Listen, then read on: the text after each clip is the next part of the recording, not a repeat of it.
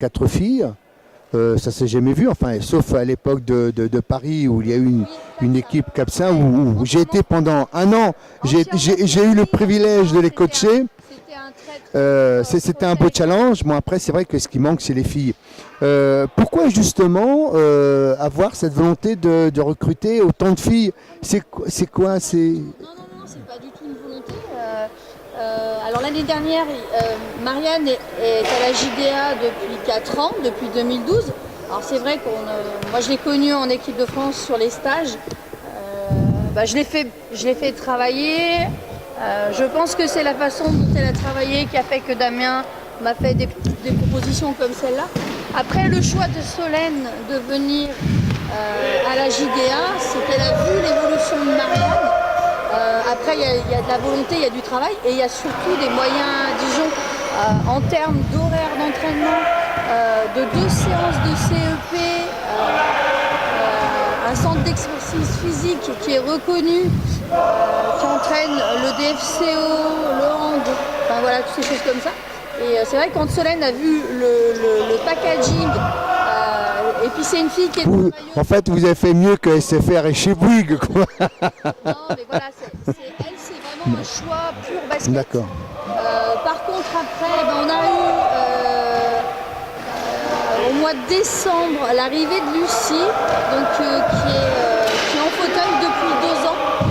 Et qui découvre en fait le basket. Qui découvre le basket. Alors là, on s'aperçoit que c'était une ancienne joueuse de hand de très bon niveau. Et c'est vrai que le sport collectif reste du sport collectif. Donc elle a une très très vite évolution, tant sur la compréhension du jeu, quand je parle système, quand je parle de choses comme ça. Elle comprend, elle sait de quoi tu parles. D'accord. Oui, une plaquette pour elle, c'est quelque chose qui est connu. Ne pas voir le jeu en 3D mais à plat, ça lui pose aucun problème. Et donc voilà, et puis cette année, voilà, Émilie. Alors pourquoi Émilie, même si elle habite Toulouse? Et parce que Émilie, voilà, avec Toulouse, voulait changer un petit peu de projet, voire même peut-être arrêter. Et je trouvais, moi, personnellement, très très dommage qu'une joueuse comme ça se fasse pas plaisir. Et puis surtout, avec autant d'expérience, elle ne puisse pas donner à des jeunes. Et Dijon est une équipe jeune. Et donc voilà, donc on lui a proposé le projet. Et c'est vrai que de jouer avec Solène et Marianne, qu'elle connaît très très bien, Damien... Ça va un peu la replonger un peu aussi dans l'esprit de l'équipe de France féminine, où elles avaient quand même l'habitude un peu d'évoluer les unes avec les autres. Donc elles se connaissent aussi. Ah non, mais elles se connaissent bien. Et puis après, Émilie a un jeu, elle a une lecture de jeu qui est assez facile. Sur les 11 joueurs d'hier, elle en connaît que 2. Et quand on la voit jouer sur le terrain, ça évolue. Elle joue pour les autres, elle donne des consignes, suivez-moi, donc là-bas. Et c'est vrai que je pense que pour la formation notamment de Lucie qui arrive, il y a Hugo, il y a plein de jeunes qui peuvent apprendre d'Émilie. Et je pense qu'Émilie, elle a envie de faire partager son expérience. Et puis, c'est quelqu'un qui est très pédago, donc ça passera bien. Oui, donc tu vas reprendre cette nouvelle saison pour toi. Bonjour, monsieur Mohamed Tasgaïti qui nous dit que l'écran est trop grand, ça lui bouffe, donc je l'ai réduit. Après, on va te mettre le score. Ne t'inquiète pas. Ah oui, c'est vrai, parce que c'est un Parisien. C'est un Parisien qui regarde son équipe jouer. Hop, le panier c'est de l'autre côté. Alors, donc maintenant, tu vas te lancer entièrement dans le coaching, tu vas laisser l'arbitrage. Mais plus personnel, finalement, comment tu as connu toi le handisport? Parce que finalement, c'est vrai que on t'a toujours vu officier en tant qu'arbitre, mais finalement, on ne se pose jamais la question, les arbitres, comment ont-ils découvert ou rencontré le handisport? Comment s'est passée cette rencontre avec le handisport? Alors moi, je pense que c'est un petit peu spécial. En 1990, à Saint-Étienne, il y a eu les championnats du monde de handi-basket. Et j'étais ado et j'étais bénévole pour l'équipe américaine. Alors bénévole en leur portant leur sac, en leur donnant des coups de main. Et quand j'ai découvert ce sport que je pratiquais depuis X années, je me suis dit, j'aime cette façon de jouer, j'aime ces sportifs, il faut que je devienne arbitre. Et j'ai attendu d'avoir l'âge pour passer l'arbitrage valide parce que c'était la suite logique. J'ai passé mon arbitrage valide à 17 ans. Et puis j'ai même passé la passerelle pour passer en D. Et mon club valide a fêté ses 100 ans en 2000. Eh ben, un siècle d'arbitrage, ça s'arrose, hein. Non, pas toi, mais le... C'est vrai. Et c'est vrai qu'ils ont fait un... Donc c'est une petite ville qui est pas très loin de Saint-Étienne. Et on avait fait un match de démonstration de Fort Saint-Étienne. Et c'est là où j'ai pu siffler Fort Saint-Étienne et puis accrocher. Et puis j'ai signé au club de Fort.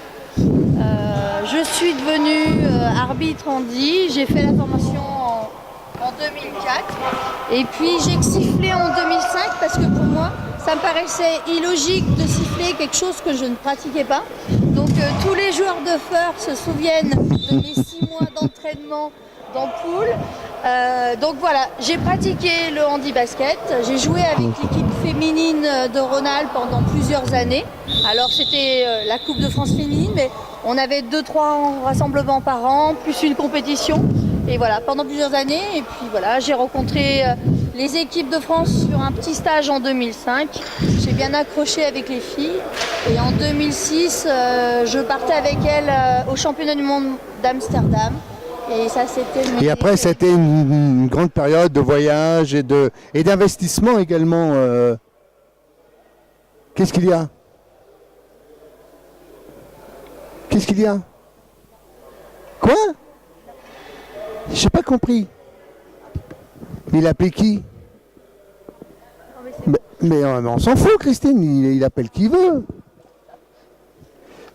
Oui, donc, et après, ça a été quand même une grande expérience, excusez-nous, hein, où il y a eu un investissement aussi par rapport à tout ce que l'on connaît, le parcours de l'équipe de France féminine, mais ça, c'est autre chose, on ne va pas en parler. Maintenant, tu vas aujourd'hui officier, première consultante, donc tu vas commenter un match en direct sur Internet. Donc d'abord, nous, on tenait à vous remercier de cette invitation. Nous avions déjà eu une première invitation de ta part pour justement la préparation justement de cette équipe féminine avant de partir à Rio. Alors, nous devions à l'époque le diffuser en direct et puis moi je me suis fait piéger, enfin bon bref, parce que la DSL, le Wi-Fi ne fonctionnait pas. Aujourd'hui, on est venu avec du matériel et tout passe. Donc aujourd'hui, je vais te confier les clés. Donc tu vas t'occuper toi de l'équipe l'équipe parisienne. Tu as le nom, tu connais les joueurs, tu veux que je te mette le numéro? Oui, c'est bon. Tu le connais? Voilà. Je connais certains joueurs qui pratiquent déjà depuis quelques années. Voilà. Et puis moi je vais prendre l'équipe marseillaise avec le Tony Montana qui est le numéro 4. Alors on se souvient qu'hier en espace de 3 minutes il a eu 3 fautes. Juste ton avis justement concernant les 3 jeux hier de l'équipe que tu as coaché, de la GDA Dijon. Vous avez fait 3 matchs, 9h, 11h, 14h. C'est plutôt ambiance spartiate hein, chez Dijon. C'est on avance ou on crève. À la vue de tout cela, quel est un peu toi le bilan que tu en tires déjà de cette première journée de ton équipe? Alors, la semaine dernière, on a fait 2 matchs sur un tournoi. Et en une semaine, on a commencé à avoir une évolution sur notamment du jeu rapide et des sautées de balles. Les sorties de balles la semaine dernière c'était très compliqué, alors le sol était mou, là sur du parquet on est mieux. Après j'ai une équipe de 11 joueurs, donc je ne peux pas coacher complètement à 11, donc j'ai souvent fait jouer 10 joueurs. Après là l'évolution, je voulais voir avec Émilie comment ça se passait, donc je lui ai donné du temps de jeu. Après, nous avons changé pas mal de défense, alors que la semaine dernière, j'en ai tenté que 2. Mais enfin, en même temps, les matchs de pré-saison, ça sert justement à ça pour... Du travail. Par contre, on a déjà une forme de jeu et des souhaits sur le jeu qu'on veut développer. Voilà, mais en tout cas ici, du côté de Marseille, on fait de la cascade à la Rémi Julienne et c'est... Et non, ce n'est pas Tony. Je pensais que c'était Tony. Alors il faut juste, parce que moi les Marseillais, c'est le 5, c'est le 6, c'est Sébastien Nicolet qui vient de goûter au doux parfum du parquet dijonnais. Voilà, comme ça il aura au moins un souvenir de Dijon et il pourra dire le parquet de Dijon, je le connais. Remise par Ousmane. Quelles sont un peu alors, vos ambitions pour Dijon cette année? Vous, quoi, c'est arriver dans les 4 premiers, jouer les playoffs, monter en A, c'est ça? On aimerait bien qu'au mois de décembre, on essaie d'arriver dans les 4. Moi, sincèrement, je trouve pas ça irréel. C'est un objectif, on va essayer de l'atteindre. Par contre, la saison ne sera pas finie. Qu'il soit atteint ou pas atteint, la saison, elle n'est pas finie. Et on ne lâchera rien jusqu'au bout du championnat. Oui, enfin en même temps, on sait que Dijon, vous êtes une ville très active de par bien votre investissement dans la formation des jeunes, etc., même au niveau de la communication. Donc a priori, et puis on l'a quand même vu hier, l'une des pièces maîtresses quand même, ça a été Marianne Buzeau. Alors je ne sais pas si tu l'as dopée ou pas, mais c'est vrai qu'elle a énormément évolué. En plus, donc elle a été vraiment une pièce maîtresse hier dans le jeu dijonnais. Et Jérôme Foulon, il va falloir se méfier justement, parce que ça c'est une équipe que vous allez rencontrer, finalement l'équipe parisienne. L'équipe parisienne, si on fait juste une analyse rapide, l'année dernière il n'avait pas de meneur. C'était un peu, ils jouaient tout sur le physique, mais des fois c'était très désordonné. Cette année ils ont investi, ils ont fait venir Jérôme Foulon. Maintenant il va falloir que cette équipe parisienne intègre Jérôme Foulon. Et puis vous avez aussi un autre avantage, les déjeuners sur lesquels il faut jouer rapidement. Je ne sais pas quand va se faire votre rencontre contre les Parisiens, mais actuellement ils ne s'entraînent pas. Donc ce qui fait que c'est un avantage qu'il faut aussi profiter. Alors je sais que quand je dis ça, je suis ignoble, je suis un scélérat, mais ça fait aussi partie du sport. Parce que hier je discutais avec le coach Lassène qui me disait justement qu'ils font que des tours de piste, quoi. Et que finalement les matchs comme les tournois, ça lui permet justement à l'équipe de mettre en place certaines choses. Mais finalement c'est assez complexe et compliqué, quoi. Cette équipe parisienne, alors même si elle ne s'entraîne pas, moi je ne vais pas compter sur si elle s'entraîne 4 fois par semaine ou pas du tout, mais cette équipe parisienne a énormément d'expérience. L'arrivée de Jérôme va leur apporter de la vitesse, donc là on le voit notamment, il est toujours en prise de couloir, il est toujours en mouvement. C'est un joueur qui peut prendre la balle, partir en contre-attaque, du shoot sur écran. Il défend fort, surtout en défense indive ou en presse, comme on le voit là. Il va venir compenser. Il est sur la trajectoire, hop, interception. Voilà. C'est un très bon joueur, c'est une bonne recrue. Donc oui, il va falloir se méfier. Et puis surtout, il est adroit. Côté gauche du terrain, angle à 45 degrés, avec un écran, il est quand même très adroit, quoi. Et bon, c'est vrai que pour intégrer un nouveau joueur, c'est jamais facile dans le jeu. Donc c'est vrai qu'il va falloir quelques semaines pour que l'équipe s'adapte et que lui s'adapte aussi à l'équipe. Il faut qu'il prenne surtout les rênes. Voilà. C'est-à-dire qu'il faut qu'il prenne les rênes de cette équipe pour justement les mettre un peu dans la bonne direction. Alors lui c'est un Jean-Alexandre. Comment? Non, il y avait un très bon mec du 12. Et puis il y a le 9 là de. Alors effectivement pour Marseille, une équipe qui arrive incomplet, c'est difficile aussi de jouer. Il leur manque 3 joueurs. Bien sûr. Les équipes ne sont pas au complet, ni chez Gennevilliers.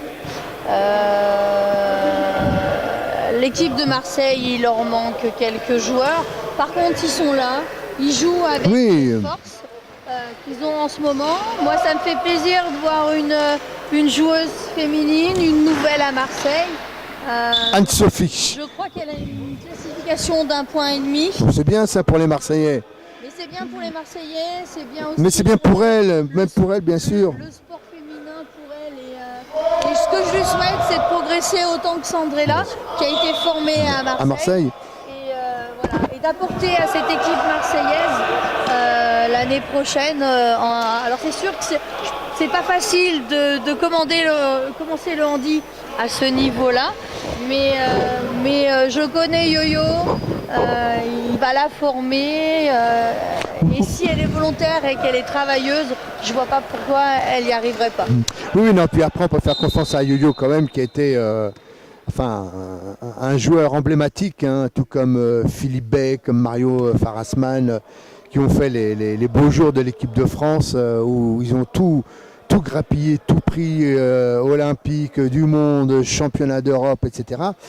Et c'est des tueurs, quoi. Donc c'est vrai que ce sont des gens qui ont la fibre basket, la fibre basket, elle est vraiment dans tout leur organisme. Ils respirent basket, ils pensent basket, ils mangent basket.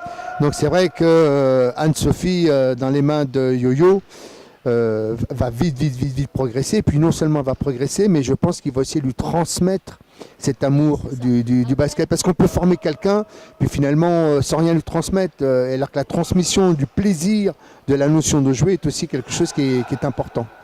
Après, c'est vrai que cette année, Fred Guyot arrête. Et c'est dommage parce que Fred étant 2 points avec un jeu comme il avait, pouvoir mener, pouvoir jouer avec ses grands, proposer des shoots de loin, c'est vrai que je pense que sa formation aurait été bien complète. Mais je ne me fais pas de soucis pour elle, elle est entre de bonnes mains. Oui, c'est ça.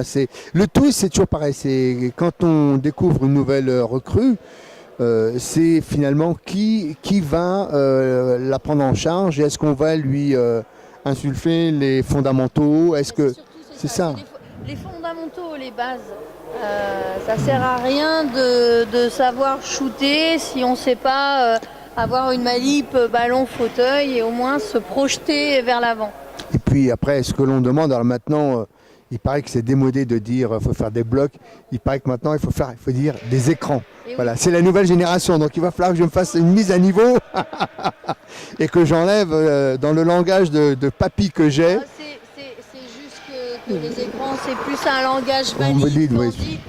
Après tout, quand ils sont bien posés, que ce soit un écran ou un bloc, c'est pareil. C'est l'efficacité voilà. qui compte. C'est bien. Est-ce que on la voit faire pareil. Alors on va dire des écrans. Elle travaille pour lui. Là, elle pourrait essayer de sortir pour partir en pick and roll.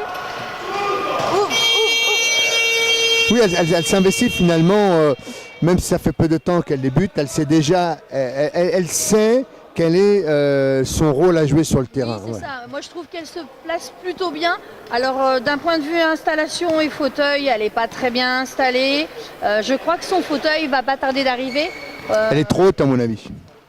Un petit peu, et puis c'est surtout, elle n'est pas sanglée. Oui, elle n'a pas d'abdos, c'est ça. Donc et je pense que quand elle aura un vrai fauteuil adapté à son handicap et sa morphologie, est-ce que tu as déjà essayé par exemple de marcher avec des chaussures trop grandes ou trop petites? Oui, c'est exactement ça. Hein.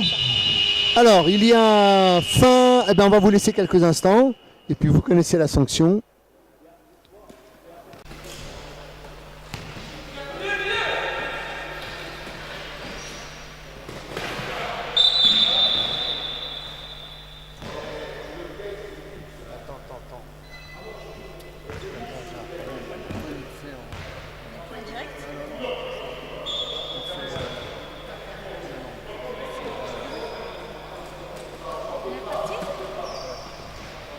Vas-y.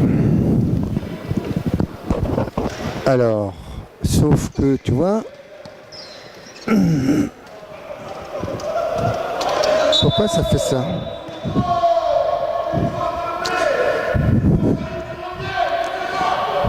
Pourquoi ça me fait ça, le 3? C'est le 3 qui pose un problème. Attends, bouge pas.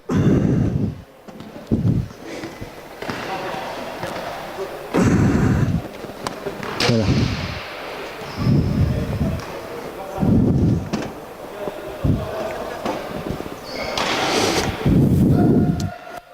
Ouais, bah, des fois la mécanique, hein, je te dis, hein, c'est plus facile de faire des enfants que, que de faire des... Alors, moi, il faut peut-être baisser un peu, sinon je vais le sentiment. Alors, que s'est-il passé depuis tout à l'heure, depuis que je suis... Alors, il y avait... Voilà. Tac. Alors, Abdelnour, c'est pareil. Après, il y a beaucoup de joueurs aussi qui, malheureusement, tu sais, par le manque d'entraînement, eh bien, ont du mal finalement à faire un travail au niveau du shoot, parce que c'est comme toute chose finalement, il faut avoir du temps pour s'entraîner. C'est-à-dire aussi bien pour garder sa condition physique, mais également pour faire des séances de shoot. On voit par exemple chez les valides, bon, on est dans un autre niveau, mais même si on prend le handisport par exemple en Italie, en Espagne, etc., les joueurs, ils ont un entraînement le matin, un entraînement l'après-midi, et c'est toute la semaine comme ça. C'est ce qu'on appelle le basket professionnel, même en handisport. Ils sont pros et en France, on est amateur. Donc oui, ils s'entraînent 2 fois par jour. Après, ça se répercute sur les équipes nationales. C'est pour ça qu'on a une équipe anglaise. Alors je vais plus parler des Anglais parce que j'ai côtoyé l'équipe nationale anglaise féminine, coachée par Miles l'américain, et c'est vrai qu'il les avait entre guillemets sous la main tous les jours. Que cette année, les Anglaises sont parties jouer dans des championnats comme Amy Conroy en Italie ou Ellen Freeman en Allemagne. Et j'ai trouvé que l'équipe anglaise avait un petit peu perdu, entre guillemets, un petit peu perdu sur du jeu collectif. Elle se cherchait un petit peu plus aux Europes. Par contre là, tous les Anglais reviennent en Angleterre pour retravailler et voilà, il y a les championnats du monde l'année prochaine et voilà, ils ont envie vraiment de se préparer. Il faut, après c'est toujours pareil, hein. Après c'est de l'investissement, c'est les fonds. Il faut trouver les fonds nécessaires pour... Il y a quoi ? Il y a une presse, c'est ça, qui est mise en place par les Parisiens. C'est quand même, ces Parisiens, ils sont pas cool, hein, en sachant que les Marseillais, finalement, oui. Ah, il y a un temps mort. Alors, là, c'est comme ça sur une presse, quand Yo-Yo est sur le banc. Si Yo-Yo était sur le terrain, ça ferait un point de fixation pro, où on serait sûr de pouvoir gérer une passe et assurer un relais. Là, le fait qu'il coach, c'est vrai qu'on a une équipe plus petite et on voit souvent Jean-Alexandre prendre la balle et essayer de passer tout seul. Mais après, ça devient compliqué parce que les Parisiens commencent à bien se mettre en place, à presser haut. Et puis en face, les Parisiens, il y a de la vitesse, il y a du physique. Hein. Et oui, c'est pour ça. Donc c'est pas tout seul qui va pouvoir y arriver. Je pense qu'il va plus s'épuiser, se fatiguer. Ils sont 6, ils ont déjà fait 2 matchs. La Routière, 2 matchs. Donc je pense que c'est un petit peu Oui, et puis là, à la suite de celui-là, vu le score 15-2, ils vont enquiller sur la 3e et la 4e place à 11h. Donc s'ils laissent toute leur énergie sur ce match, que va-t-il leur rester? Ça que Yo-Yo sur... C'est un vieux briscard, ce Yo-Yo, c'est pour cela qu'il garde. Allez, Nicolas, et c'est reparti de l'autre côté. Alors là, ils prennent l'option Oui. de serrer à 2, de faire une sorte de boîte sur Jean-Alexandre, quitte à flotter un peu sur Tony. Montana. Oh, il y a une faute là de Abdelnour, un beau contact au fauteuil. Il va falloir lui dire qu'il est interdit de taper sur le... Parce que finalement, on devrait délivrer un permis. Un permis à points. C'est ce qui s'appelle aussi les fautes. Hein. Oui, au bout de 5 accidents, tac, on repasse son permis, on reste sur le banc et on revient. Mais c'est vrai que souvent,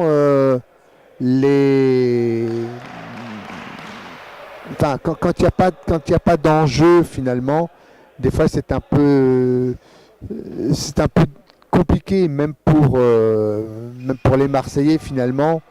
On vient parce que ça permet de se roder, de faire, mais finalement au niveau du jeu, il n'y a pas d'intérêt. 15-3, on est au deuxième quart-temps, ça va monter à combien cette histoire, tu vois? 80, on va arriver à 80. Et ils sont hauts, là, Paris joue à 3 grands, donc c'est sûr que là, dans tout ce qui est rebond off et rebond def, pour Marseille, il n'y aura pas beaucoup de chance. Donc de toutes les façons, la finale, a priori, c'est Dijon-Gennevilliers. Alors hier, Dijon s'est incliné. Alors là, je dois voir justement ici, là, c'est ce que de 2 points, c'est ça, 62-60. Mais il faut aussi prendre en considération que vous aviez déjà 40 minutes dans les pneus, puisque vous aviez joué un match avant. Donc, donc là, la donnée va être différente, puisque l'équipe s'est reposée. Bon, alors, il y a eu la magnifique soirée d'hier soir. J'espère que tu as contrôlé tes joueuses et tes joueurs en leur disant de ne pas trop se laisser aller, même si c'était une soirée très conviviale. Alors, j'ai constaté que vous avez une grande culture dans les uns et les unes et les autres dans la chanson française. Moi, j'étais complètement dépassé par ça. Les 3 quarts, à part Dallas, parce que c'était dans les années 80, c'était quand même quelque chose. Mais c'est vrai que c'était très convivial et ça permet aussi aux joueurs, des fois, de se libérer. Et quand on se libère comme ça, après, il faut revenir aussi dans le tournoi. Donc, c'est aussi au coach de veiller au grain, quoi, pour dire à ses joueuses et à ses joueurs, bon, allez, lâchez-vous, mais pas de trop. Après, c'est une équipe qui se connaît bien.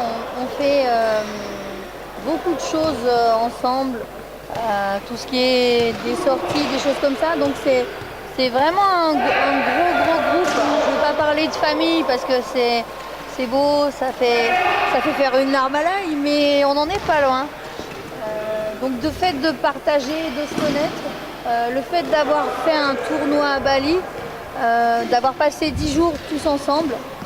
Ah bah c'est certain que ça crée du lien, ça renforce. Donc on se connaît plus, donc après on devient, quand il y a des tensions, on devient un petit peu plus tolérant parce qu'on connaît les gens. Après c'est des tensions de terrain comme il y a partout. Ce qu'il faut c'est que s'il y a des petits soucis de terrain, il faut que ça reste sur le terrain. Mais on n'a pas de soucis de ce côté-là. Donc en gestion de groupe, j'ai absolument rien à faire. Là c'est sûr, on va le jouer. Donc par contre, c'est un tournoi de préparation. Donc quoi qu'il se passe, on va apprendre. Et alors j'ai appris ce matin, parce que j'ai discuté avec Alain Godot, que je salue, et que vous allez également le 23 et le 24, vous allez faire un tournoi à Cologne. Oui. Alors ça c'est... un tournoi que la JDA a fait déjà l'année dernière. Donc c'est vrai qu'en termes de préparation, la semaine dernière on en a eu un. On a joué contre Feur et on a joué contre le Puy. Aujourd'hui, ce week-end, gros week-end, puisqu'on fait 4 matchs dans un week-end. Bon, c'est vrai, on en a fait 3 hier de suite. Mais voilà, il faut jouer, on va taper dans le physique. On a nos préparateurs physiques qui sont venus durant les 3 matchs, ils étaient derrière le banc. Ils ont pu voir les joueurs, voir le travail qu'ils réalisent, voir ce qui reste encore à réaliser par rapport à chaque profil. Et puis la semaine prochaine, Cologne, où on va faire, je crois, 4 matchs de prévus. Donc en termes de préparation, on se sera préparé. À la fin de chaque tournoi, on tire un bilan. C'est vrai que je suis contente de rejouer Gennevilliers parce que c'est une équipe qu'on ne jouera pas en championnat l'année prochaine.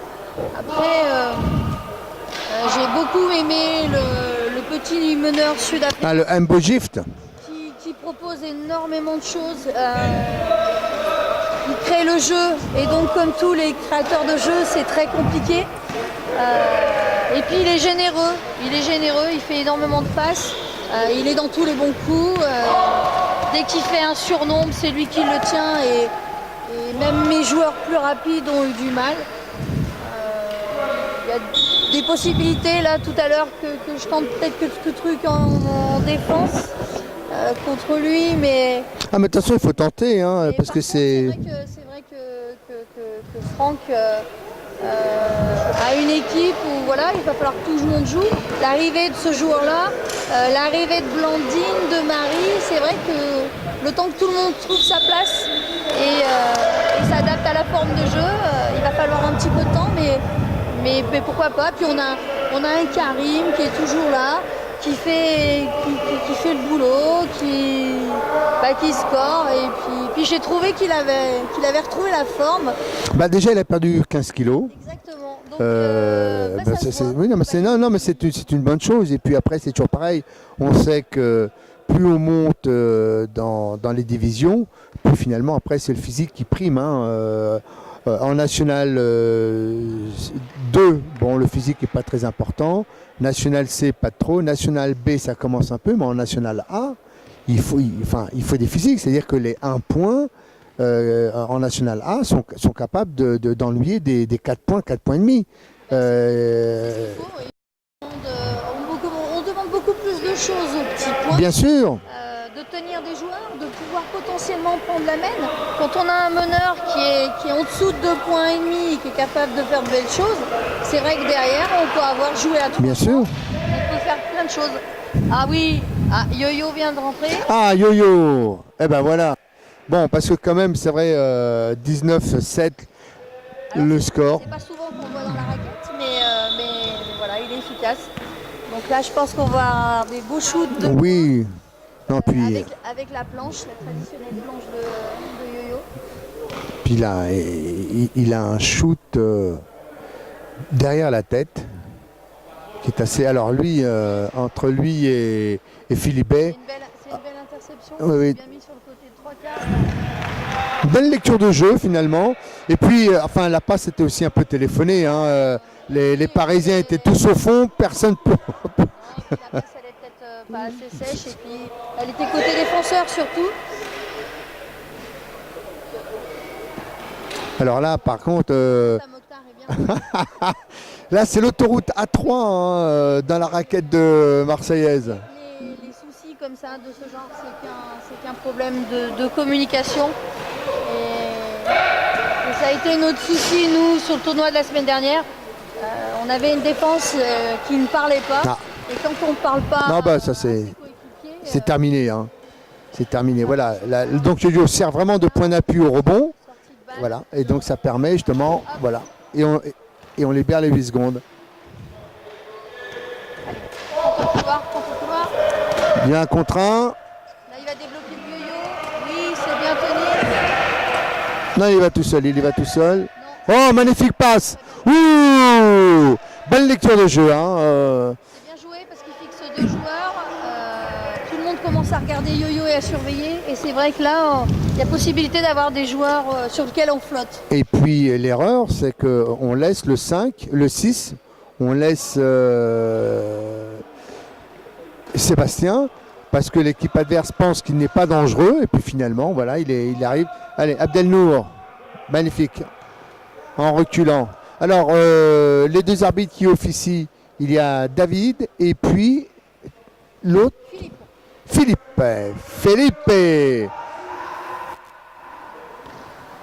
Voilà, donc il faut maintenant bloquer. David, un petit mot sur les arbitres. David est l'un de nos arbitres internationaux. Et on le voit de plus souvent sur des compètes. Il monte dans le ranking mondial. Donc c'est bien parce que, alors je dis pas ça parce que je suis arbitre, hein, mais c'est aussi une fierté quand on voit nos équipes nationales arriver sur des quarts de finale, demi-finale. Mais c'est aussi une fierté d'avoir des arbitres qui représentent aussi le corps arbitral français. Et quand on a des arbitres qui sifflent des demi-finales ou ou des finales sur des championnats d'Europe, championnats du monde ou même aux Jeux, bah, c'est vrai qu'on peut être fier aussi. Ça représente notre pays. Alors, concernant les arbitres, et là je vais peut-être en faire hurler, on va peut-être me traiter de dictateur, mais pour moi la référence dans l'arbitrage c'était Valérie Farrugia. Alors Valérie Farrugia, C'était au niveau, pour moi, moi je l'ai vu arbitrer, etc. Pour moi, c'était la référence en arbitrage, aussi bien national qu'international. Hein. Elle avait vraiment une vision du jeu. Elle était toujours placée. Bon, on sait que vous partagez le terrain, etc. Mais à chaque fois qu'il y a eu un coup de sifflet, le coup de sifflet de Valérie a toujours été justifié, toujours. Oui, alors Valérie, c'est vrai que j'ai quand même bien connu Valérie. Alors, à titre personnel, pour moi, sa carrière a été un peu courte. J'aurais bien aimé bah oui. un petit peu plus. Après, je pense qu'on a des bons arbitres internationaux et nationaux. Mais c'est vrai que Valérie, d'un point de vue ranking, a dû siffler une demi-finale ou une finale à Londres. Et puis, il ne faut pas oublier que c'est une femme et que quand même l'arbitrage, c'est un milieu de mecs. Enfin, moi, je le vois comme ça.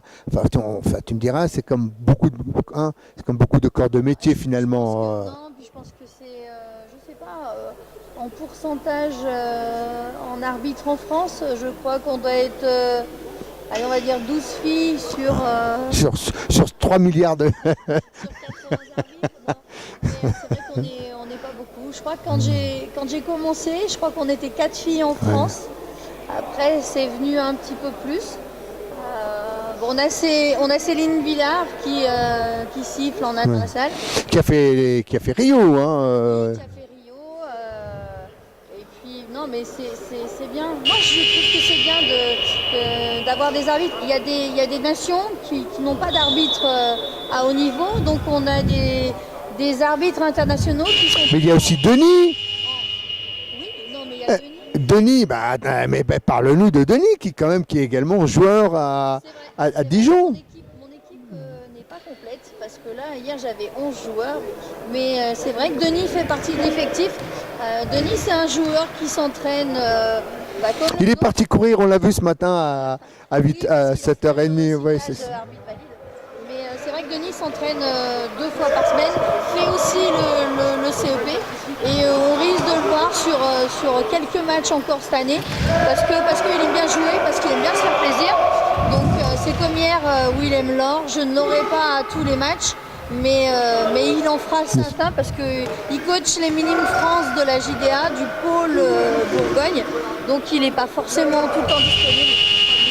Mais voilà, ils prennent tous les deux du plaisir, ils aiment ce sport, pratiquer ce sport en fauteuil.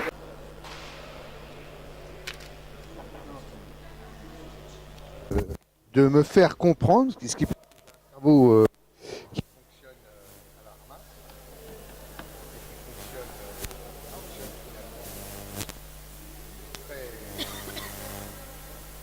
très lentement.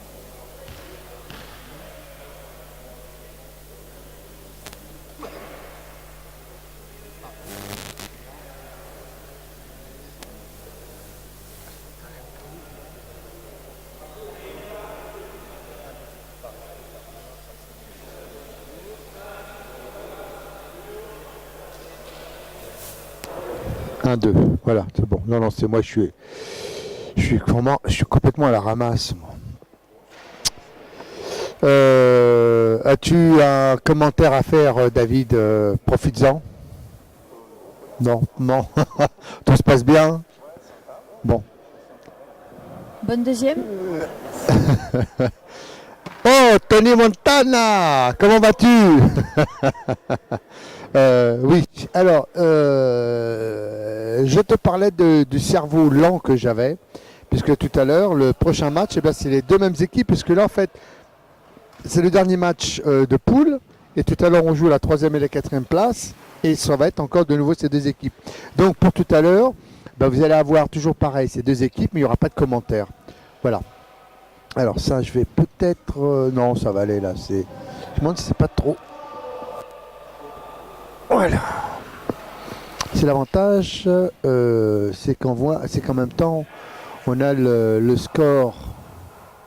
Alors justement, toi qui t'as pris donc une année sabbatique pour l'arbitrage, et concrètement, que se passe-t-il dans la tête d'un arbitre quand il arbitre un match comme ça où c'est complètement où il y a des grandes différences? Est-ce qu'il y a la même motivation, par exemple, qu'un match entre le premier et le deuxième? Parce que là, finalement, c'est presque une balade de santé là au niveau de l'arbitrage. Alors pour moi, à titre personnel, un match reste un match.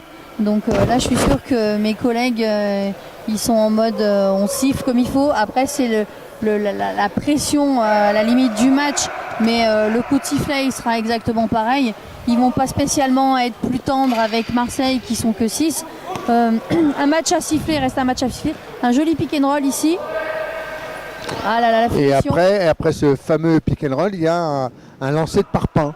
Il y a une finition à travailler plutôt, moi je dirais. Mais le principe, ça reste toujours qu'une petite finition à travailler. L'essentiel a été fait avant, qui est de bien poser le pic pour pouvoir enrouler derrière. Là, je vais juste dire que c'est un petit travail et que ne serait-ce de voir où poser l'écran et pour pouvoir dérouler derrière, c'est le plus gros du boulot. Mais quand même, l'essentiel, c'est de mettre la citrouille dans le panier. Hein. Donc là, il y a une bonne défense des Parisiens. Maintenant, on va jouer sur la taille entre Yo-Yo, 24 secondes. Ah oui, ça tricote du côté de Marseille, mais parce qu'il y a effectivement aussi une bonne défense du côté des Parisiens qui gênent aussi les Marseillais dans leur attaque. Et puis là, il va y avoir un surnombre. Comment vont-ils le jouer, le surnombre? C'est intéressant. Non, ils n'attendent pas. Voilà, c'est mal joué, trop précipité. On n'attend pas le dernier joueur. Bon, alors là, un petit sur un grand. Oh Eh bien, Yo-Yo s'est fait chipper la citrouille par Jérôme Foulon. Et puis alors, se relever sur un parquet glissant, c'est compliqué aussi. Hein. Alors, on a appelé la dépanneuse, la Massif. Allez, 45, comme à l'entraînement. Récupération Messaoud. Contre-attaque, Ousmane. Allez, à 3 contre 1, comment vont-ils le jouer? Il n'y a pas de fixation, c'est mal joué, il n'y a pas de fixation, il n'y a pas un point de fixation pour permettre aux gens de s'écarter et de faire, pourquoi pas une passe au sol avec rebond. C'est le basket. Alors, tu vas me dire que moi je suis peut-être un homme de Néandertal, mais le basket avant tout c'est le regard. Là par contre, là ce qu'on voit tout de suite, c'est que la scène est un petit peu énervé, un petit peu agacée, donc il est en train de leur faire voir tout de suite la phase de jeu. Je pense que si le 17 avait été posé un pic sur le défenseur, le porteur de balle aurait pu passer dans le dos et soit passer à l'ailier, soit y aller tout seul. Mais c'est bien, il prend son temps mort au bon moment parce que des phases de jeu 3 contre 1, il faut absolument un panier derrière. Sinon, dans la tête, ça devient compliqué. Là, le match, il est pas serré, mais je pense qu'en championnat, ça peut vraiment agacer un coach. Ah oui, non, mais bien sûr. Mais finalement, un 3 contre 1, on ne doit pas les jouer comme ça. C'est, comme tu le dis, c'est 2 points. On doit repartir avec 2 points et pas perdre la balle et surtout demander un temps mort pour expliquer aux joueurs qu'on a un 3 contre 1. Peut-être que le temps mort, il l'avait demandé avant, mais c'est vrai que là... Non, je pense pas. Ouais. Non. Le temps mort, il a vraiment été... Non, c'est... Bon, bref. En même temps, c'est aussi ça qu'il faut mettre en place. Et c'est le rôle, justement, de l'entraîneur et du coaching. C'est de mettre, justement, des phases de jeu, des approches, et puis savoir qui fait quoi sur le terrain. Voilà. Voilà. Donc, tu vois, il descend alors qu'il aurait pu remonter, faire un bloc pour faire un... Il est passé à côté, il lui propose pas de lui faire un écran, il descend. Après, il y a un gros problème de timing, c'est qu'il fait...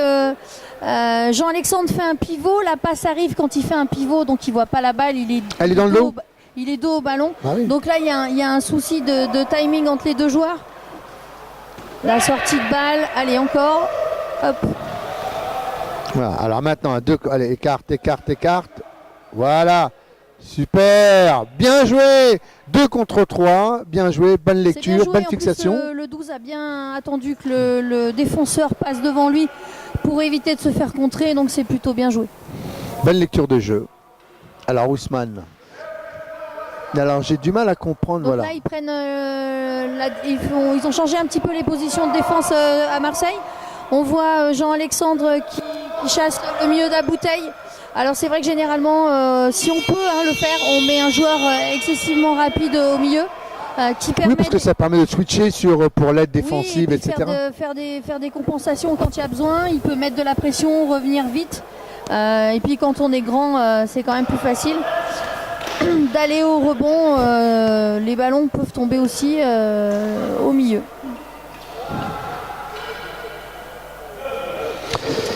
Bon, Alors, 17. En international, celui qui défend très très bien au milieu, c'est Patrick Anderson avec l'équipe du Canada. On a vu la Copa América récemment et c'est vrai que en lecture de jeu, placement, pour moi c'est l'un des meilleurs joueurs au monde. Et je pense pas. Mais d'ailleurs, si j'ai bonne mémoire, il ne joue dans aucune équipe. Hein. Il joue dans aucune équipe. Il s'entraîne. Alors, bon, on lui offre une salle et il fait des fois des exercices avec la balle, mais c'est monstrueux, quoi. Des dribbles dans le dos, avec 2 balles. Il shoot en même temps. Alors, ouais, c'est vrai que d'un C'est un martien. C'est un martien, cet homme. C'est exactement ça. On peut travailler la dextérité, on peut travailler l'adresse au shoot, mais il y a des gens qui sont naturellement à l'aise. Donc lui, il est à l'aise d'un point de vue dextérité. Voilà, en plus, on peut bien suivre tout ce qu'il fait, puisque généralement il se filme. On trouve ça sur YouTube. C'est quelqu'un qui est très très adroit, mais quand on enlève tout ça, c'est quelqu'un qui a une vision du jeu, une manip fauteuil et ballon fauteuil qui est hors norme. Donc c'est un joueur ultra complet. Et voilà quoi. Quand le Canada demande à Patrick Anderson de revenir parce que l'équipe canadienne masculine avait un petit peu de mal, et quand il revient, ça change tout, hein. Ça change tout. Bah oui, tu mets un martien dans une équipe. L'autre équipe n'a pas les armes pour lutter contre un martien. Hein. Tu connais, toi, c'est comme Superman. Hein. Si t'as pas ta kryptonie. Oui. Allez, faute de Messaoud. Mokhtar, Messaouden. Bon, en tout cas, ça reste. C'est vrai que là, Mokhtar a tenté de contrer Yo-Yo par derrière. Yo-Yo ayant un shoot qui part derrière la tête, la seule façon de le contrer, c'est par derrière. Par contre, se mettre ses 2 mains, il ne faut pas le toucher. Par contre, il faut faire attention, le placement qu'on a par rapport au fauteuil, c'est souvent que c'est un contact fauteuil qu'on fait de dos. Par contre, là, il a quand même bien touché la main. Oui, là, il a la preuve, il porte même maintenant un bandage. Allez, Yo-Yo. Bon, peut-être qu'il se réserve pour la 3e et la 4e place, parce que c'est exactement les mêmes équipes que nous allons voir tout à l'heure. Donc, il termine ce match, 3e quart-temps, 5-10 minutes de repos, c'est ça, entre les deux, et puis ils repartent. Donc c'est bien, ils n'ont pas besoin d'aller à la douche. Voilà. Il a un shoot quand même, ce Yo-Yo, c'est incroyable. Hein. Il y a peu de joueurs qui finalement qui shootent comme ça, parce que je suis en train d'essayer de me remémoriser comment shoot Philippe Bey. Et Philippe Bey shoot sur le côté, il me semble. Il shoot sur le côté. Hein. Bon, alors tout ça, quand même, chez Paris, c'est assez statique, hein, finalement. Hein. Voilà. C'est-à-dire que on place d'un côté avec un écran, une personne en tête de raquette pour éviter le repli. Et bien là, le coach est même parti. Voilà. Peut-être qu'il a abandonné le navire. Il s'est dit, là, c'en est trop. Trop, c'est trop. Voilà, donc là, on propose... Jérôme qui va se mettre sur écran. Et voilà. Ah oui, mais ça...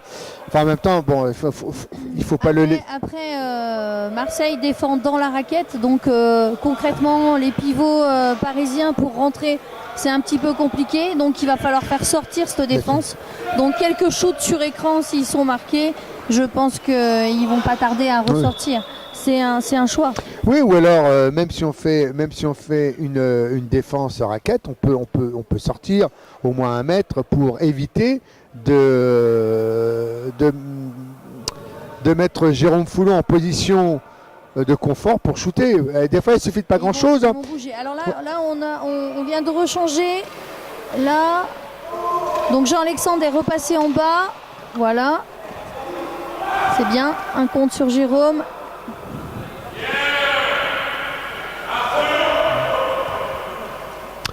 Bon, en tout cas, j'ai le sentiment que le coach de Paris va avoir du pas sur la planche cette saison, en sachant qu'il n'y a pas les entraînements et qu'il va falloir régler tout cela. Les blocs. Là, il est tout seul.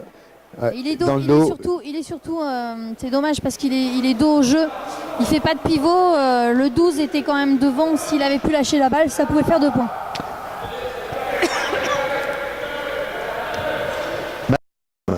Oh, la jolie bicyclette.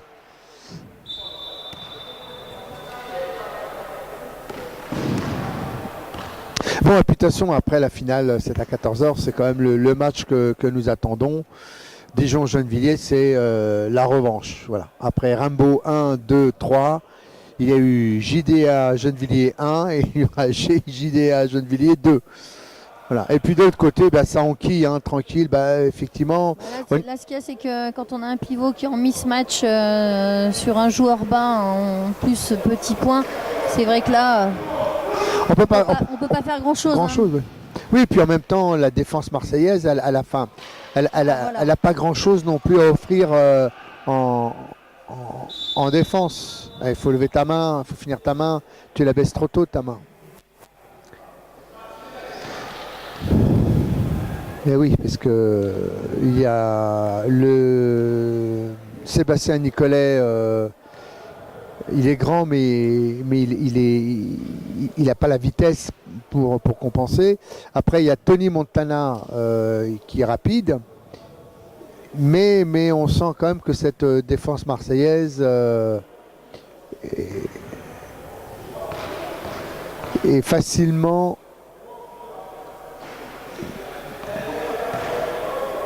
Et alors lui, il faut espérer qu'en progressant avec cette équipe marseillaise, puisse un jour venir compléter les rangs de l'équipe de France A, puisque là il est chez les jeunes. Il est en équipe de France Espoir, donc il a fait, je crois, les championnats d'Europe en début d'année.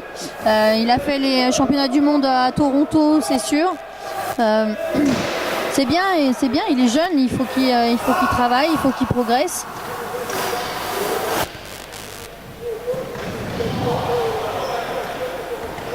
Ah non, il fait la passe en même temps qu'il vient faire le bloc. Ouais, c'est. Oui, et puis après il y a le TGV Lille-Paris. Mokhtar, oui, plein axe. Belle lecture de jeu, mieux placé, seul. Il reçoit du caviar.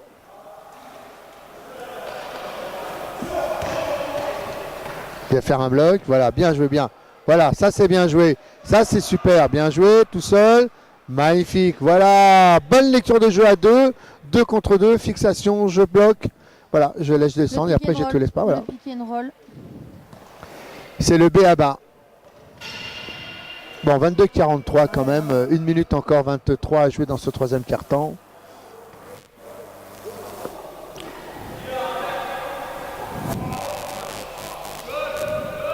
Vraiment, des fois, les shooters ont des shoots bizarroïdes quand même. Hein. La main qui vrille. Il n'y a pas de côté Marseille, il n'y a pas eu d'écran retard là. C'est pas bien normal qu'en bas de raquette, le petit point, le joueur numéro 5 de Capsa puisse prendre un rebond. Allez, pareil là, hop. Ils ont fait un croisement, mais dans le mauvais sens.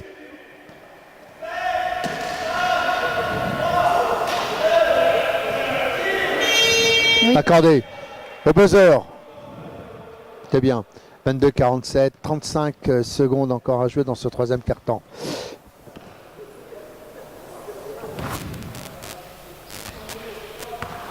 Ousmane qui a été un joueur de Clichy.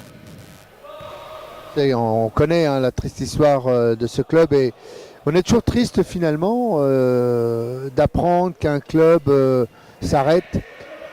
Alors effectivement, ça enrichit d'autres clubs, mais ça fait un club en moins dans notre championnat et ça c'est... oh là là, faute, contact. Oui, contact.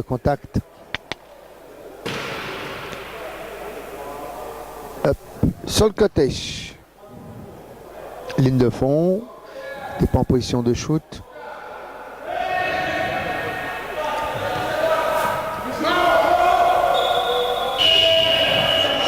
Une seconde et 2 dixièmes à 2 à shooter. Il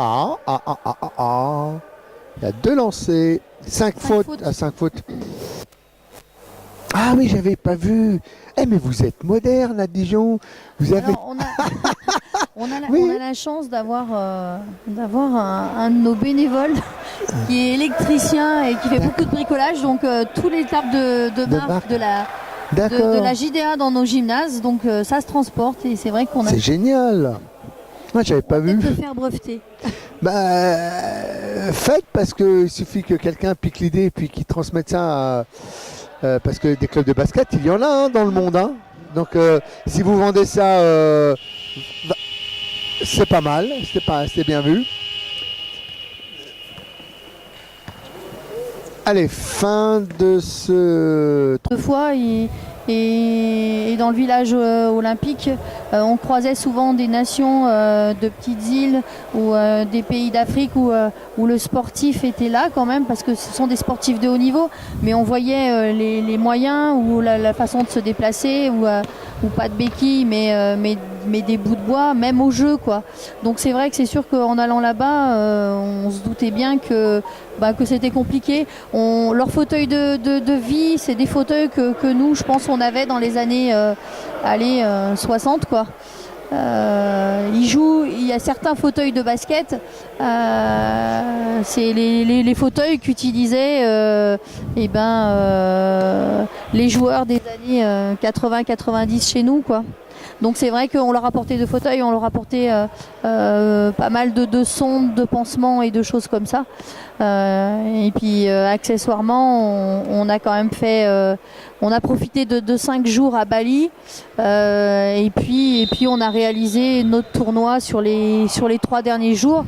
Alors c'est sûr, on a rencontré des équipes qu'on ne connaissait pas, on ne connaissait pas le niveau, donc on a joué contre l'Inde. L'Inde qui est en train de se développer d'un point de vue handi-basket. Après l'Indonésie c'est pareil, hein, c'est des équipes et des entraînements, mais que depuis on va dire 2013. Donc c'est sûr que c'est des nations qui débutent. Après on a fait la découverte d'une superbe équipe thaïlandaise où on a pu jouer contre notamment une équipe relativement jeune parce que ils avaient à peu près une vingtaine d'années et c'est contre eux qu'on perd en finale. Ils nous ont procuré du jeu rapide. Ils jouaient à 3 grands et c'est vrai que leur petit point à maintenir était compliqué et les grands étaient très très adroits. Donc voilà, on perd la finale, mais on a quand même fait un... Mais ça juste devant, parce qu'il paraît que celui-là il y a un problème. Voilà, parle pour voir. Ça va mieux ? Ouais, vas-y, parle. Bon. Vas-y, parle. Donc c'est vrai qu'une équipe thaïlandaise... Ok, alors on va faire ça, bouge pas. Comme moi j'ai plus l'habitude.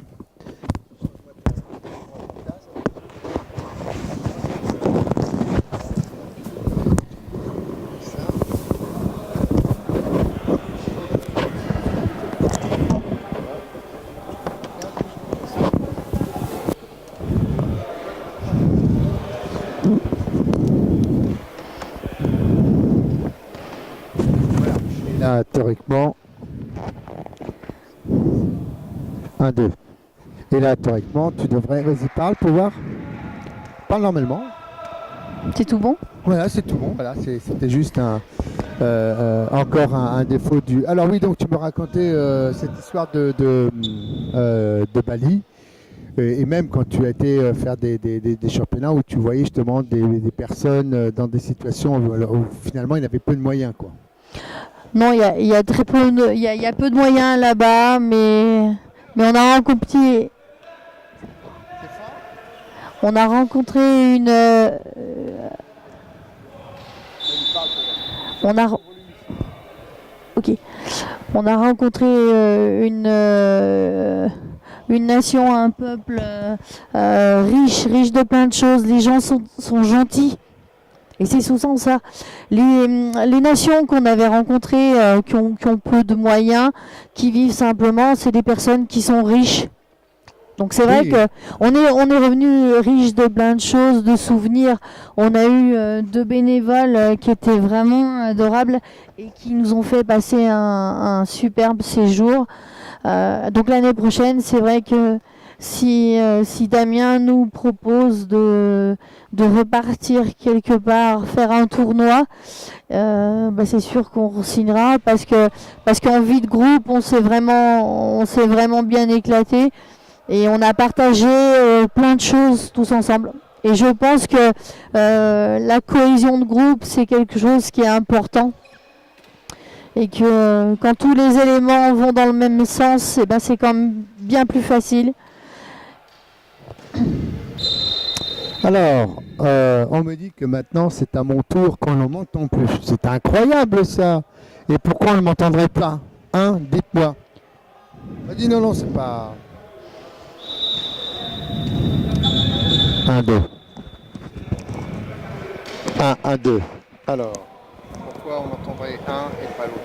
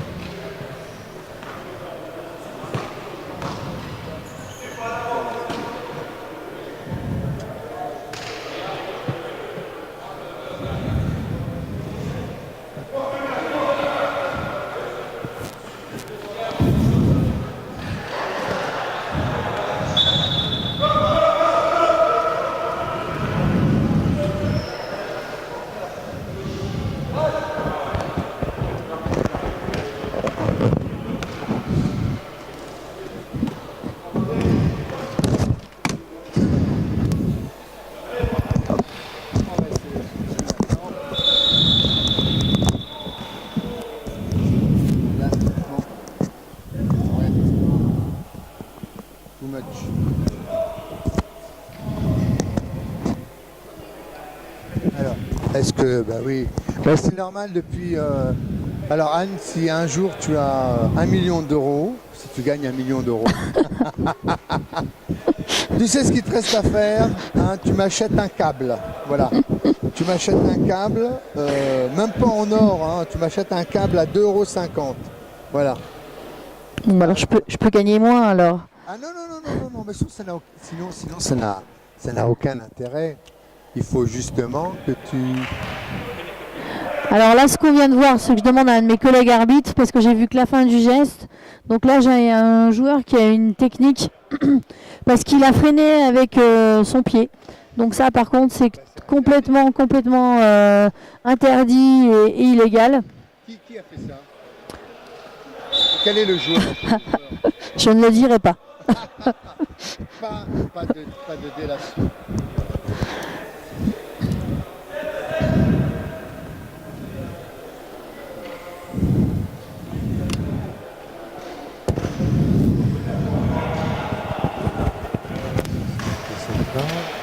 Non. Ah, alors, là, historiquement, tout est match, tout est bon. Allez, sortie de balle sur Jérôme. Contre-attaque. Là, Tony va rien pouvoir faire. Jérôme est plus rapide.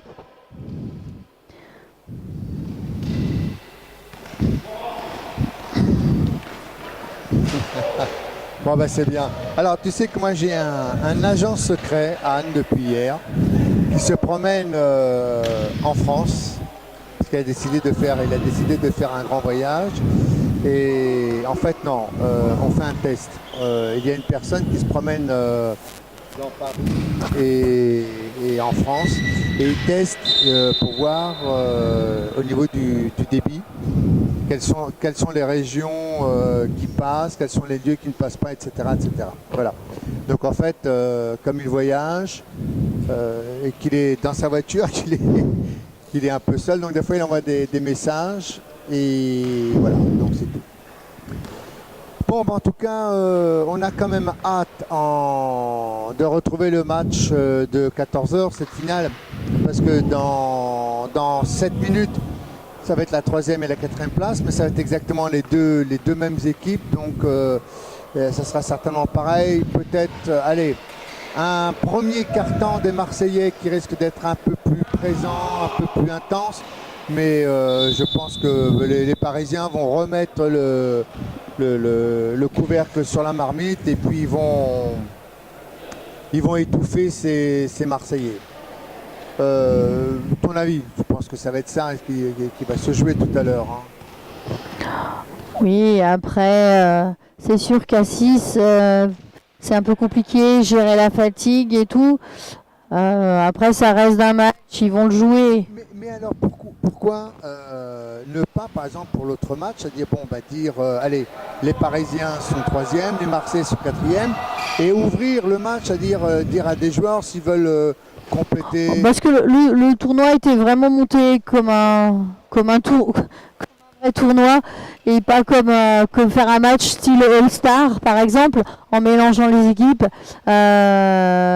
Si Marseille était arrivé au complet, je dis pas que la JDA aurait gagné ou perdu, mais c'est vrai que sincèrement la finale Gennevilliers-Marseille au complet, je pense que Marseille, quand ils seront au complet, quand ils auront travaillé, on verra après. Mais ça on part du postulat que les équipes sont au complet.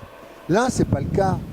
Donc, bon, on peut partir du postulat que, bon, allez, Paris est 4e, Marseille 4e, Paris est 3e. Et pour peut-être donner un peu plus d'intensité au match, eh ben, on fait rentrer 1 ou 2 joueurs pour consolider Marseille et Paris.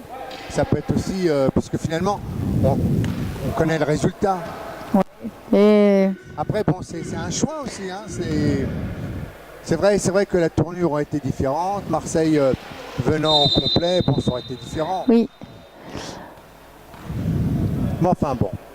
Donc, Alors là, on a une offensive de Mokhtar qui est arrivé dans l'axe, qui se prépare à shooter avec un shoot en roulant, mais c'est vrai qu'il a les 2 mains en haut pour shooter quand il déclenche et il contrôle pas son fauteuil, il percute un petit peu violemment les défenseurs, donc c'est toutes les caractéristiques pour une faute offensive. donc il faut impérativement plaquette de frein, Midas. Allez, ouvre. Ah. Bien donné.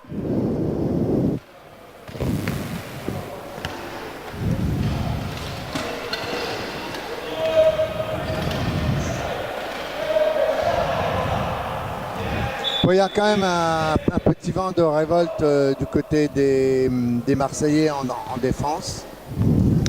27-55, 5 minutes encore à jouer.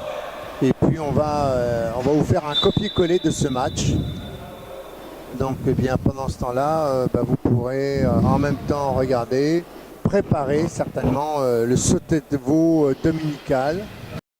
Si vous n'aimez pas le veau, écoutez, un bœuf bourguignon pour la saison, c'est un peu tôt quand même. Et puis à 14h, la GDA voudra certainement reprendre sa revanche contre les Gennevillois. Parce qu'hier, ils ont perdu que 60-62, mais comme on vous le dit, oh là là, là, on se couche sur le... Oui, il tente tout simplement l'interception. Par contre, il est parti de loin derrière. Il n'est pas de 3/4. Après, sincèrement, tenter l'interception ou de 3/4 sur Alexandre, c'est compliqué parce que sur le démarrage, je pense qu'il est quand même plus rapide. Mais il est plus léger, oui. Il est plus Alors, léger, moins lourd. Peut-être pas plus léger ou le moins lourd, mais c'est vrai qu'au démarrage, il est quand même plus rapide. Donc là, le placement défensif, il est compliqué. Je pense qu'on le tente une fois, mais on ne tentera pas deux. Tu sais, il y a des gens qui tentent plusieurs fois. Hein. Ils tentent une fois, ils tentent 2 fois. Il y a des gens qui ne s'arrêtent jamais. Hein. Allez, encore 5 minutes dans ce dernier quart-temps de cette phase de poule. Alors là, on repart avec Paris qui joue plus qu'à 2 grands.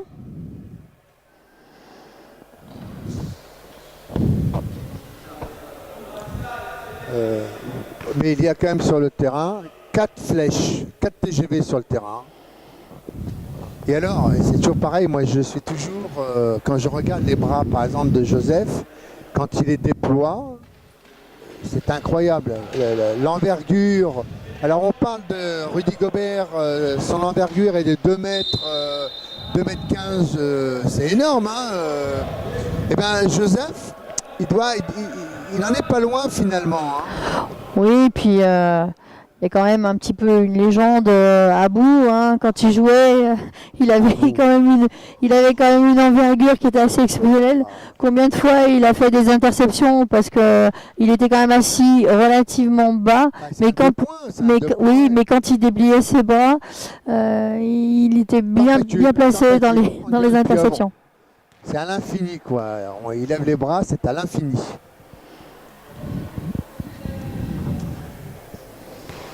En même temps, c'est vrai que pour les joueurs, c'est assez compliqué finalement de jouer un match comme ça et puis de se dire bon allez on va faire le même dans 10 minutes quoi. Il faut avoir une motivation quand même. Hein. Alors autant pour l'équipe qui domine, il y a eu une interception de Mohamed Chik.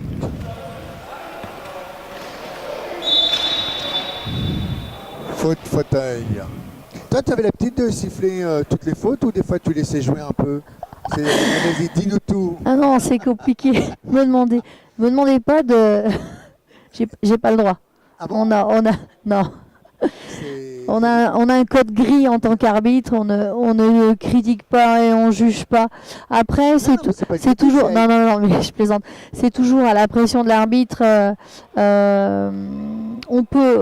On dit toujours qu'il n'y a qu'une seule façon de siffler. Je suis d'accord, on applique le règlement, mais on siffle quand même pas pareil en N2 que quand on monte en niveau. On peut laisser en B et en A des avantages. Quand il y a un contact, mais il y a progression du jeu, il n'y a pas de perte de balle, on laisse jouer. On n'est pas là non plus pour arrêter le match tous les 10 secondes. Après, c'est vrai, quand il y a faute, la faute, elle est un peu dure. On stoppe le jeu. Il y a un désavantage pour une équipe. Oui, là, on la prend. Après, c'est au jugement de l'arbitre. C'est à la physionomie du match. Si le match se passe bien en laissant la progression se faire, le but, c'est de laisser jouer. Moi, je pense dans ma philosophie d'arbitre, moins on voit les arbitres, plus ils sont discrets. Mais ils sont présents, hein, par contre. Mais c'est les joueurs qui font le jeu, c'est pas les arbitres. Les arbitres sont là pour faire respecter un règlement, mais quand on voit évoluer tout le monde et que on voit pas tant que ça les arbitres et qu'on s'intéresse beaucoup plus au jeu que développent les joueurs, c'est gagné pour moi pour les arbitres. Est-ce que tu as déjà été, toi, confronté, par exemple, à un mouvement de révolte de joueurs ayant un langage un peu virulent, voire agressif? Est-ce que dans ta carrière d'arbitre, tu as déjà vécu ça ou pas du tout? Parce qu'on voit, par exemple, des fois en National A, des joueurs qui s'enflamment envers le corps arbitral. Donc, est-ce que toi, tu as vécu ce genre d'expérience? Alors, c'est vrai que...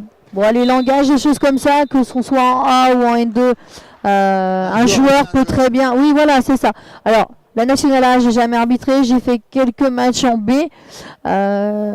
J'ai jamais eu de gros soucis. Alors, je veux pas m'avancer, mais je crois que j'ai jamais mis une technique.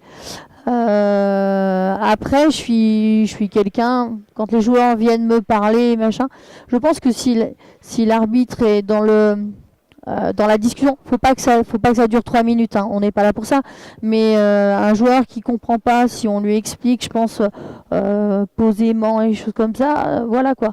Après, on peut se tromper. J'ai déjà sifflé quelque chose en disant je me suis trompé. Et personnellement, ben oui, on est aussi, oui, on est des êtres humains, on est des joueurs, et moi je me mets en tant que joueur, j'ai un arbitre qui siffle quelque chose, qui vient me voir, qui fait, hop, c'est pour moi, j'ai fait une boulette. J'ai pas envie de lui rentrer dedans. Après, c'est sûr que ce genre d'échange avec les joueurs, j'ai fait une boulette, si on le fait 10 fois par match, on n'est pas du tout crédible. Par contre, ça peut arriver, peut-être fait. Et alors, quand par exemple, on part du principe, tu as fait par exemple, tu as sifflé une faute qui n'existait pas, tu t'es trompé, tu fais miracle pas. Est-ce que après tu vas quelque temps plus tard avoir un peu une faute de compensation, parce qu'on le voit souvent chez les valides. C'est les valides. Non. On voit ici une faute, bon ils disent ok, et puis après. Non. À titre personnel, non. Si on fait, alors toi, je t'ai sifflé un truc. Alors il y avait, mais j'aurais dû laisser jouer. Et après, bon non, je te laisse faire parce que, mais non, mais c'est pas toi. Non. Non. Plus, après, le fait de, c'est pour moi, j'ai fait une excuse. Ça doit pas arriver tous les week-ends. Hein. Et est-ce que vous êtes, vous finalement, dans votre code, est-ce que vous êtes noté? Comment ça se passe finalement dans le corps arbitral? Parce que ça reste complètement obscur finalement pour les joueurs. Alors, la semaine prochaine, il y a un stage sur Meximieux de recyclage. Donc chaque année, il y a des stages de recyclage. On doit être recyclé, c'est normal. Les joueurs, ils font des tournois de préparation. L'arbitre doit chaque année faire une remise à niveau, pas arriver sur le premier match de championnat et se dire, alors le dernier que j'ai sifflé, c'était fin avril, ça remonte à 5 mois. Donc là, à Meximieux, ça faisait très longtemps que ça n'a pas été existé. C'est tous les arbitres qui sont regroupés sur un même lieu, parce que ça faisait quelques années qu'il y avait les arbitres de A à B qui étaient sur Meximieux, et pour éviter les déplacements, ils avaient fait des secteurs où les arbitres de N2-1C se retrouvaient par zone, par zone. Voilà. Après, c'était un bon concept, il n'y a pas de souci. Le fait de se retrouver peut-être une fois tous les 3 ou 4 ans, c'est bien aussi de connaître les autres arbitres, parce que on travaille en N2 et en N1C, on ne traverse pas forcément la France pour des questions de frais d'arbitrage, des choses comme ça. Mais par contre, c'est vrai que on se retrouve avec un collègue qui siffle depuis 5-6 ans, on l'a jamais vu, on ne connaît pas. Ces stages de regroupement là, vraiment où tout le monde se voit, c'est l'histoire de partager avec ceux qui sifflent le plus haut, qui peuvent donner leur expérience, et c'est toujours à des moments de partage qui sont importants. Après, le stage de recyclage de Meximieux, ça dure 3 jours. Il y aura des tests, il y a des QCM, c'est encadré par plusieurs personnes, et je trouve ça bien. Et les arbitres qui sont là sur le tournoi de Dijon sont contents d'être là, parce qu'ils attaquent un peu leur recyclage un peu avant les autres, et c'est pareil, eux aussi faut qu'ils se remettent dedans, tous les joueurs, faut qu'ils se remettent, faut qu'ils règlent leur œil. Ça j'entends bien qu'il y ait une remise à niveau, etc. Mais par exemple, est-ce que dans le corps arbitral, dans la commission, etc. Est-ce que par exemple, on vous note, par exemple, parce que oui, alors le match sifflé par Anne, elle a fait un bon match, ok. Ou alors on peut dire par exemple, non, là le match, c'était très moyen. Est-ce que finalement est-ce qu'on a en permanence un œil sur vous? Est-ce qu'on a un œil sur vous finalement? Alors oui, il y a un œil. Alors il y a des niveaux, il y a 4 niveaux en handi. Donc les arbitres de haut niveau A et B sifflent ensemble. Par contre, après, quand il y en a un qui décide d'arrêter ou qui décide de siffler à un cran dessous pour X raison, on fait monter des gens. Donc c'est ce qu'on appelle... C'est coupé. Allô?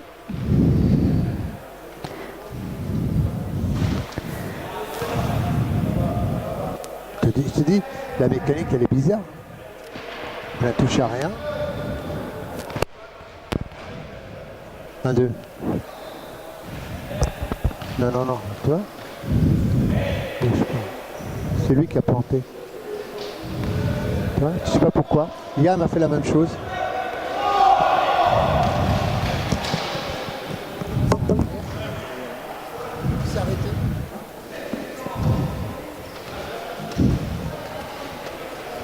Il s'est arrêté.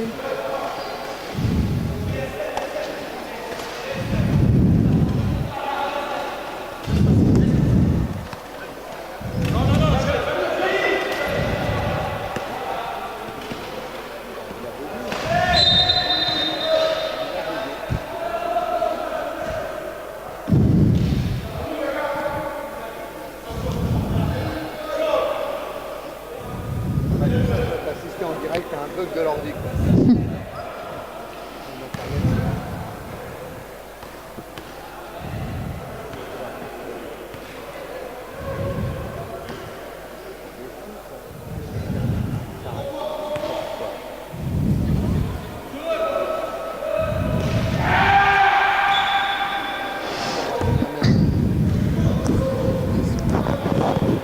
Je finis d'expliquer les passerelles.